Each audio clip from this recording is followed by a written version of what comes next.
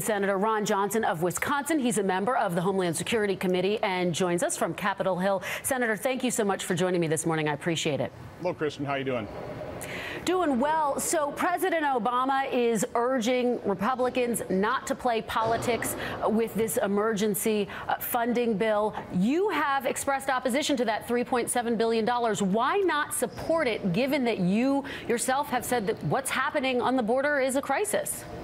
Well, because we need to really analyze what the root cause of the problem is. I've always said the best way to secure the border is to eliminate all the incentives we've created for illegal immigration. And so, listen, this is a crisis. I want to solve the problem. We need to show real compassion to these kids and these families that are here. But I'm also concerned about the kids that are still in Guatemala, whose parents right now are making the decision or thinking about sending their kids on the very dangerous, very arduous journey. I think the best way to deter those parents from making that decision is very safely send those people back to their home, their country of origin. Let's face it, they were just there a couple of weeks ago. There are 7 billion people in this world.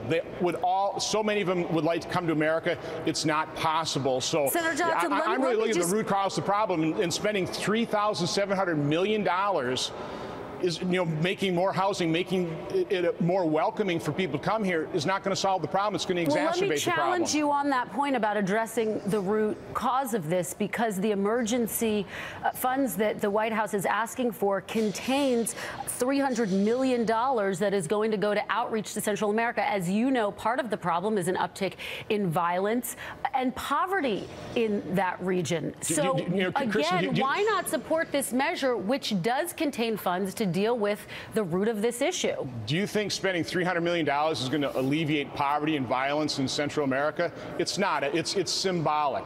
We'd be far better off taking even $1,000 per person times 57,000. That'd be $57 million versus $3,700 million, and very safely return these people. And if we're going to spend money, let's spend it on the immigration services of those origin countries so that we know we are returning them to a safe environment. I'd far rather spend money building detention centers in Guatemala, El Salvador, and Honduras than here in America, because we continue then to create that incentive for people to keep coming.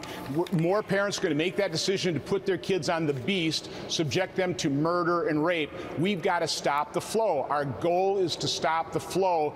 Building detention facilities, giving people a lengthy adjudication process is not going to stop the flow. Let me ask you about some comments you made. You said, quote, I've gone online, I've taken a look at orbits and taken a look at what does it cost to fly people to El Salvador and Guatemala and Honduras. You have fares as low as $207. There's nonstop flights for $450. Part of your argument for why that $3.7 billion might be elevated. But isn't that oversimplifying a really complicated issue to say you've gone on orbits and looked at plane flights? No, it's trying to highlight the absurdity of what the president is requesting. $3,700 million when we could spend $57 million, $1,000 per person, and return people to their home of origin in a very compassionate, a very safe manner. In the president's request, he has $119 million for transportation within the U.S.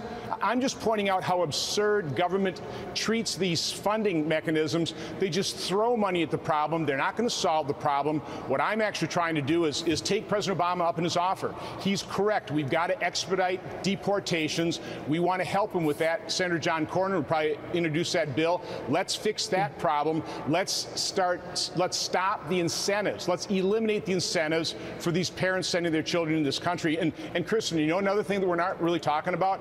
So many of these unaccompanied children are teenage boys that just might be actually used by the drug cartel to set up networks here in the United States. We also have to take a look at this as a national security problem. And if we just this basically what we're doing is we're releasing these people in the general population.